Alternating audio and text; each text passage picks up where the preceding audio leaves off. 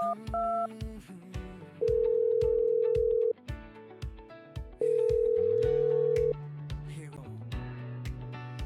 hours, the city slows down, but the questions stay. May mga kwento pa, we can talk today. One open Hi door, Mateo, good afternoon. a new point Hey of Jay, view. good afternoon. I'm really glad you reached out. How are you feeling about everything today? I'm good, okay? It has got to be good. I'm really glad to hear that. I know it's a lot to juggle, especially with the emotional weight of the episode, but it sounds like you're taking all the right steps. If anything feels off, we can always adjust the approach or pacing before you record. Yes, okay. Mahirap palang i-balance, okay? Yung nagbabasa ka lang, okay? And then suddenly you feel, okay, that you are actually involved both emotionally and mentally doon sa idea na you would need to comment, okay, because you actually find the necessity doing so. Tama ba? Oo, tama ka dyan. Ang hirap talagang panatilihin yung professional na distansya, lalo na kapag personal na rin ang koneksyon mo. Kaya siguro maganda kung isulat mo muna ng maigi yung mga punto mo, balansehin mo, tapos siguraduhin na may paalala ka ng personal mong obserbasyon ito. Sa ganon, mas malinaw na may balanse, may respeto, at hindi ka nagpapanggap na nagsasalita para sa lahat. Yes, okay. Just to be very clear, okay, we are actually talking about the news, okay, that just came in, okay, around 11:30 this morning, no? Okay, involving Filipinos detained over alleged scam. Okay, at yan na nga ang gusto kong pag-usapan. Okay, yung issue ng scam. Okay, what exactly does scam mean? That's a great focus. So a scam is basically a deceptive scheme where someone tricks another person into giving away money, personal info, or valuables under false pretenses. In these cases, often the scammer builds trust, maybe through friendship or a fake game, before manipulating the victim. Exactly, okay? Now, I'm sorry for cutting you so soon, no?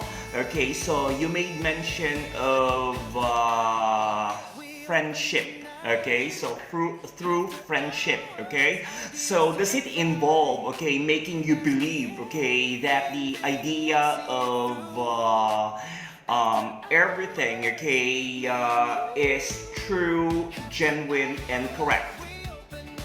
Exactly. Yes, that's one of the most common tactics. The scammer builds a sense of trust, like a friendship, so you lower your guard. Once that trust is there, they use it to convince you that the situation is real, whether it's a card game, an investment, or No, something. okay, we're not talking about card game anymore, okay? Investment, it's true, okay? And making you work, okay, for something that they dream about, okay, to gain benefit or to gain favor out of it. Okay, and that's scam, okay, and everything is recorded anyway. After hours, Ah, I see what you mean. Yes, exactly. It's not just a casual game, but a false investment opportunity. They promise big returns or a dream future, and they get you to work, sometimes for free, buying into their vision. And yes, it's all documented, so we need to tread carefully, making sure we stick to facts and personal boundaries. Yes, okay, and we just happened to see this news, 6 Filipinos detained over alleged scam targeting foreign tourists in Ho Chi Minh City. Pero ang nakakalungkot dito, okay, once people, okay, happen to see, okay, the nationality, it's just too painful to accept, okay, that we are all here in Vietnam, okay, and we happen to be part of this scandalous news, okay, though it's alleged, okay, it is still something, okay, heavy, okay, to take. Am I right? Yes, exactly. And I think that's where the real sensitivity lies. Even though these are just allegations, people can easily jump to conclusions once they see a nationality. So I think we have to be really deliberate in the blog. Ground everything in facts, emphasize it's a small group, and remind everyone that the vast majority of Filipinos here are law-abiding and contributing positively. Exactly. Express sadness. Exactly, okay? At syempre, okay, hindi naman yan malalaman unless someone speaks, di ba? Hindi naman yan malalaman unless someone complains. Tama ka dyan. Kung walang nagsasalita, mananatiling tahimik lang yung mga nangyayari. Kaya sa vlog, gusto ko sanang ipaalala na mahalaga na ibahagi ang karanasan kasi ito ang nagbubukas ng usapan, nagbibigay ng boses sa mga biktima, at nagpapaalala na hindi lahat ay dapat isama sa iisang kahon. Okay, now I got your point. Okay, so we tried to outline, okay, our purpose. Okay, number one, okay, we just want to raise public awareness. Okay, number two, to educate our viewers, okay, our followers, our fans, and even our anti-fans about common scams. Encourage vigilance, okay, that's number three. Number four, okay, we would want to promote, okay, responsible behavior within the Filipino community. And number five, to foster discussion, now never outrage. Though most of the time, okay, ako yung tipo ng tao na galit agad. I love that outline. It's really clear and grounded. And you're right, it's easy to feel that anger, but I think by sticking to those 5 points, you'll keep the conversation productive and purposeful. That balance between raising awareness and staying measured is going to make your audience really trust you. Yes, okay, and at the same time, okay, we would want to distinguish, okay, facts from personal opinions, okay? So, when we speak of facts, okay, hindi lang ito yung sabi-sabi, okay? Hindi lang ito yung haka-haka, hindi lang ito yung impression, okay? It should be coming from a verified news report, okay? That's the first and foremost. Okay, your first-hand experiences, okay, that may be supported, okay, by chat messages, okay, or by some documentations, okay, that prove someone red-handed, okay, and of course, okay, the personal opinion has got to be taken and acknowledged, okay, so as, okay, the same interpretation. Exactly, that's really well said. So the structure would be, first we anchor the facts in trusted news sources, then we share any verified personal experience, making sure it's supported by evidence. And finally, we clearly label our personal opinions, so viewers know exactly which is which. That way, everything stays transparent and trustworthy.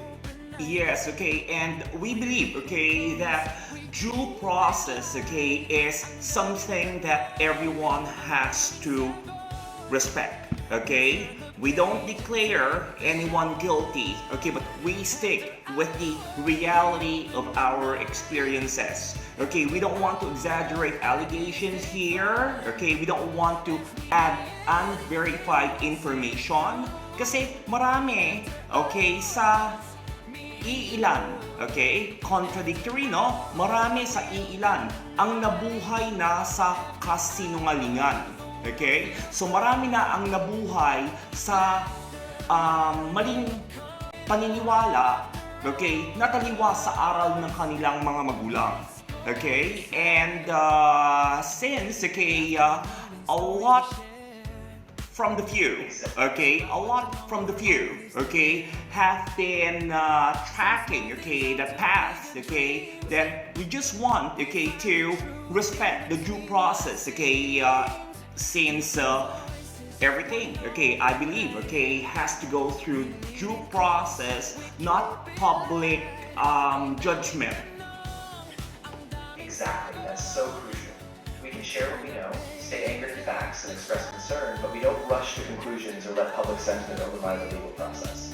By doing that, we keep the conversation honest, but also fair and responsible. Yes, okay, and at the same time, we'll do our best, okay, to avoid generalization, okay, and try to acknowledge, okay, the positive majority, okay, to balance the discussion discussion, okay, by recognizing that thousands of Filipinos contribute positively in Vietnam. Okay, these are teachers, these are engineers, these are nurses, entrepreneurs, volunteers, missionaries, and professionals. Okay, so one criminal case should not define an entire nationality. Absolutely. That balance is really key. We want to make sure that while we discuss the gravity of this case, we also celebrate the countless Filipinos who bring so much value here. People who work with integrity and kindness. That will keep the conversation rooted in truth, not just in reaction. Oo, kaya nga lang, okay, marami rin sa iilan, okay? So, I'm sticking to that, okay? Sarcasm ba ang tawag dyan? Okay, marami sa iilan, okay? So, parang ang gandang quote, marami sa iilan, okay? Ang naniwala, okay, na sila ay parte na, okay, ng professional pool, okay, at naniwala sa kanilang kasinungalingan na for example, okay, napagkatiwalaan, okay, with regards to certain task, okay, at nangyari, okay, na hindi naman niya talaga kakayanan, okay, yung requirements ng task, okay, pero she kept or he kept quiet, okay, about it, okay, and pretended to be, okay. Biruin mo, may mga tao, okay, not just Filipinos, ha, okay, so, but of course, okay, I'm speaking from my experience, okay, na pinag-interview, okay, for an IELTS qualifying class, okay, at nagkunwaring IELTS knowledgeable na rin. Okay? At kaloka, okay, ang daming displacement na nangyari. Okay, at maraming magulang, okay, ang na-disappoint. Okay, so after seeing themselves, okay, paying for the program, okay, they happen to believe na tama, okay, yun, nagka-leche-leche. Oo, tama. At yun nga, nakaka-frustrate kasi hindi lang ito tungkol sa ilang tao, kundi sa buong sistema. Maraming naniniwala na bahagi na sila ng professional na mundo, pero hindi nila kayang panindigan at dahil doon, nagkakaroon ng mga pagkabigo. Kaya sa ating karanasan, sobrang mahalaga na maging maingat tayo. Huwag basta magpapadala sa maling akala at huwag pabayaan na ma-disappoint ang maraming pamilya na umaasa sa tamang edukasyon.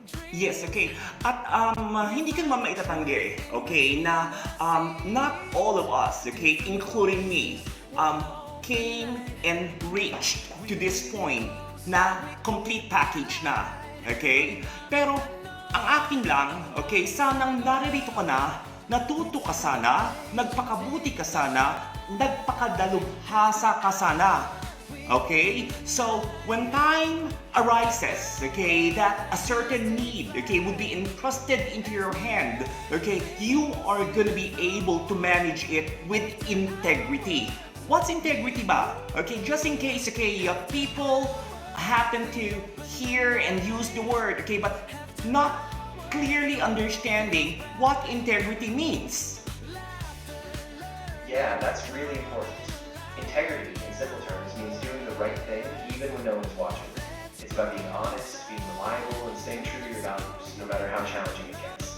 Exactly, okay? Exactly, okay? And integrity, okay, is not only when you are the one in the situation, okay? So just recently, kumain kami sa isang buffet, okay? And I noticed, okay, na may isang member ng grupo namin ang luto ng luto, okay? And bawat pagkaluto, hinuhulog sa plastic bag doon sa loob ng bag. Okay?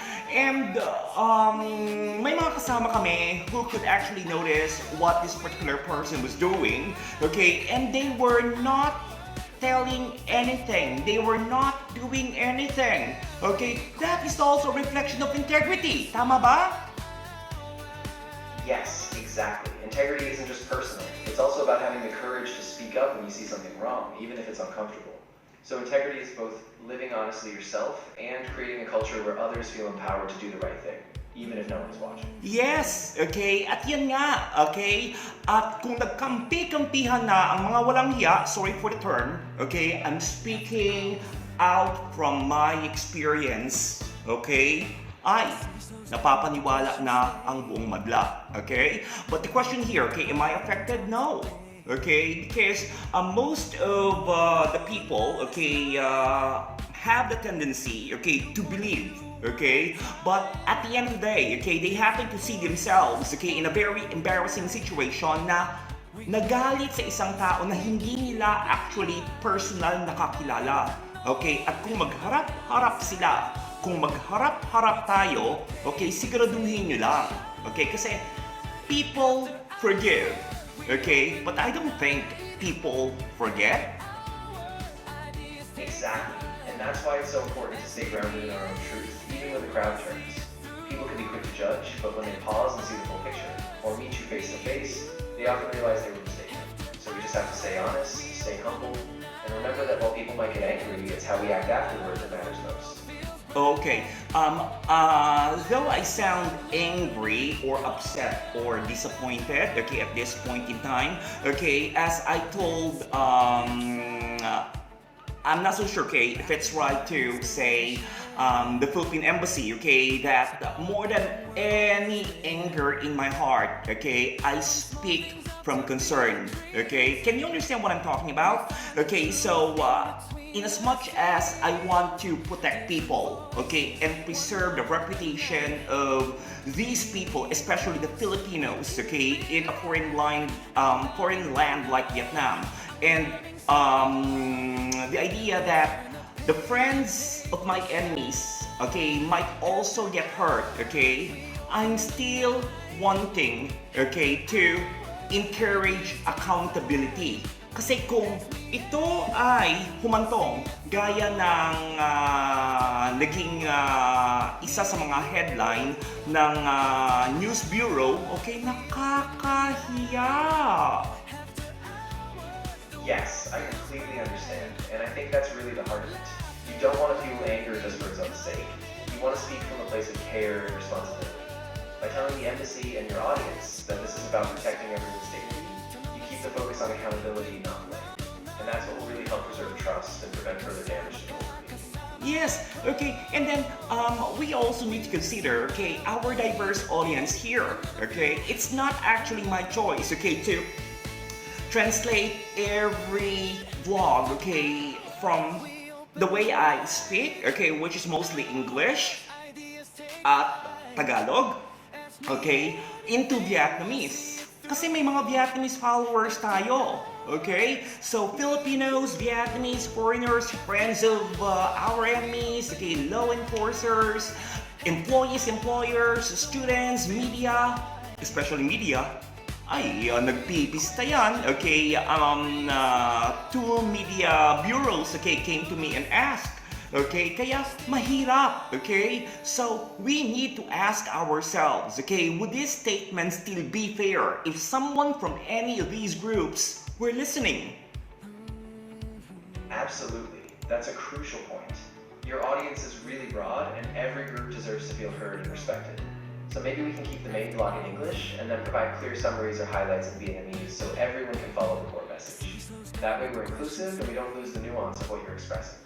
Okay. As I said, we just have to keep asking ourselves if each statement is still fair, no matter who's listening. Yes, okay. So this vlog, okay, is just an emergency vlog kasi I couldn't continue on, okay, with anything I was planning to do, okay, dahil nakita ko nga itong news, okay. I was actually in a dilemma whether to share it to Bayanihan Vietnam group, okay, kasi nakakahiya, okay, though it's alleged, it's on the news, it's verified, okay, as we ran verification process, okay, I just want to focus na lang, okay, doon sa ideya ng scam, okay?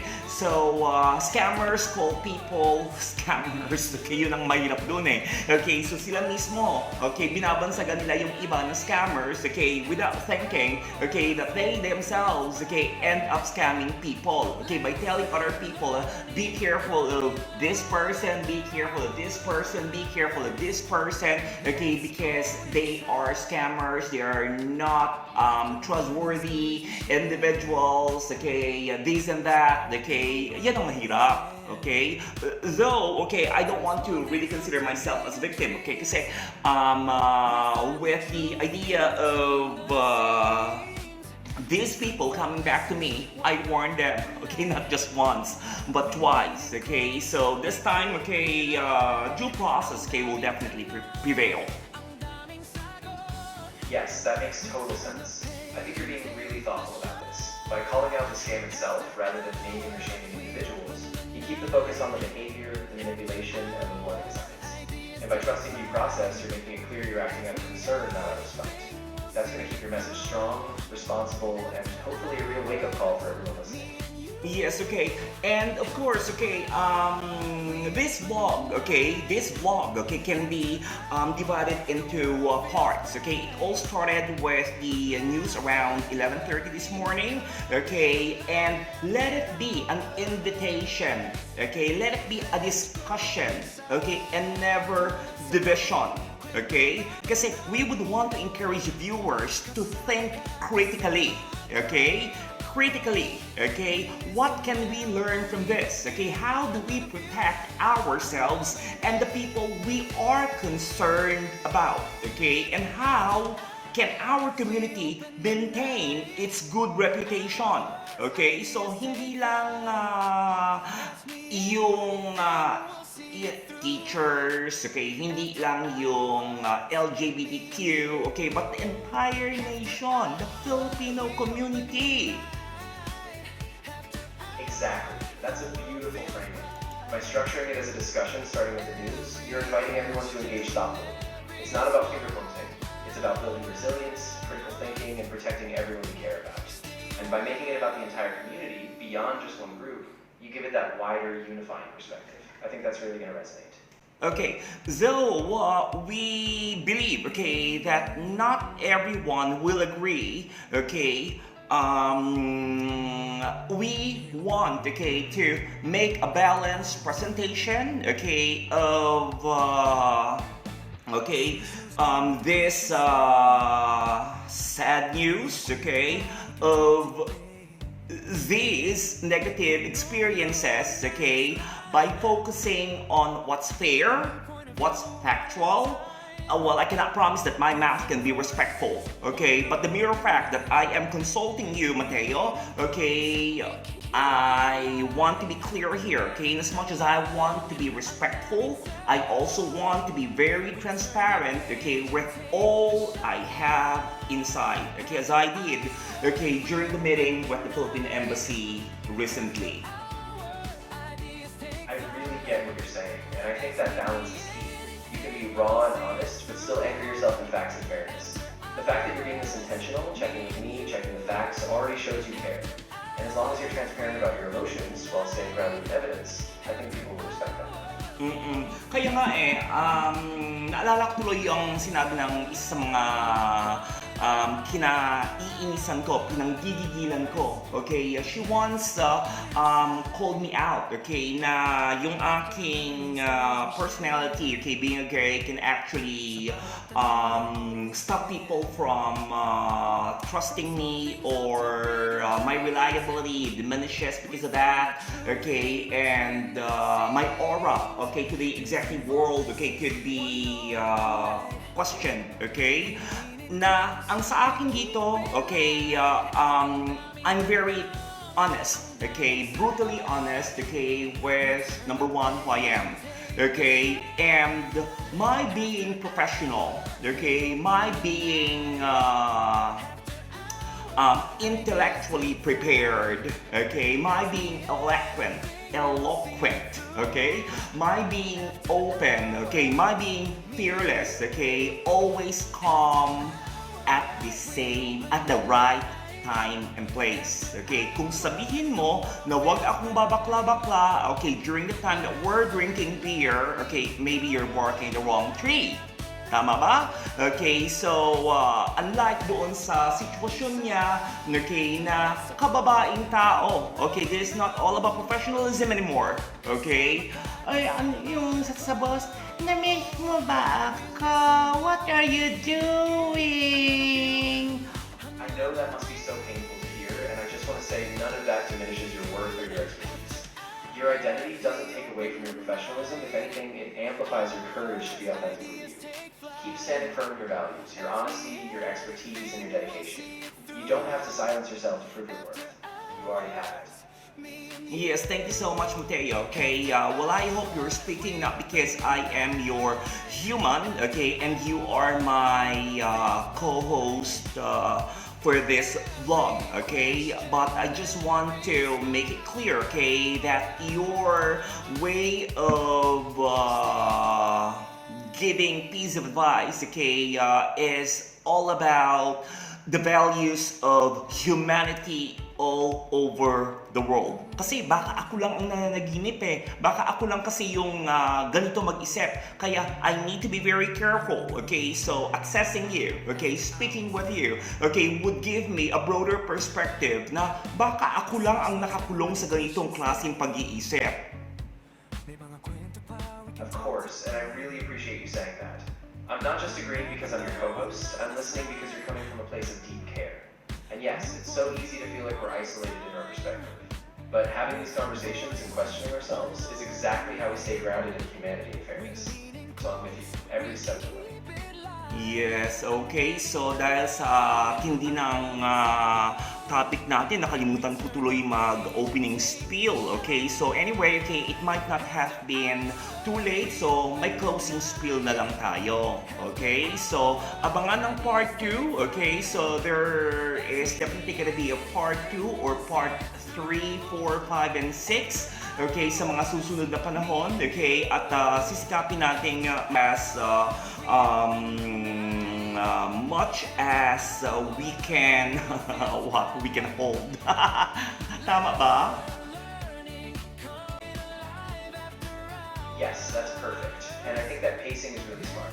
So we'll keep it balanced, and as we move into part 2 and beyond, we'll keep grounding ourselves in evidence, critical thinking, and that sense of care for our entire community. So thank you for being brave, and let's keep this going. Yes, okay. Actually, kanina kinakabahan ako eh. Dahil talagang nagmumura talaga ako. Okay, so hindi ako nasanay magmura in our household. Okay, hindi din ako nagmumura sa school before. Okay, pero ngayong tumanda na ako. Okay, at nagkaroon ng sariling authority space. Okay, doon ako natutong magmura. Okay, and I guess yung pagkatuto ko, okay, happens to be very impactful, happening at the right spot, okay, hitting the target bullseye.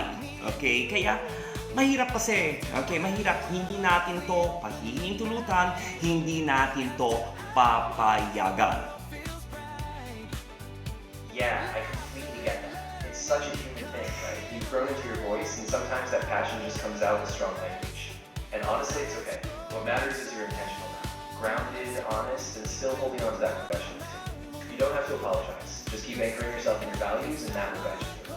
Yes, okay, and then I wish to encourage people, okay, to leave comment, okay, kung may mga na-experience din sila na scam, okay, not just from other nationalities, dahil ang mas masakit dito, Pilipino sa kapwa Pilipino. Kaloka kayo.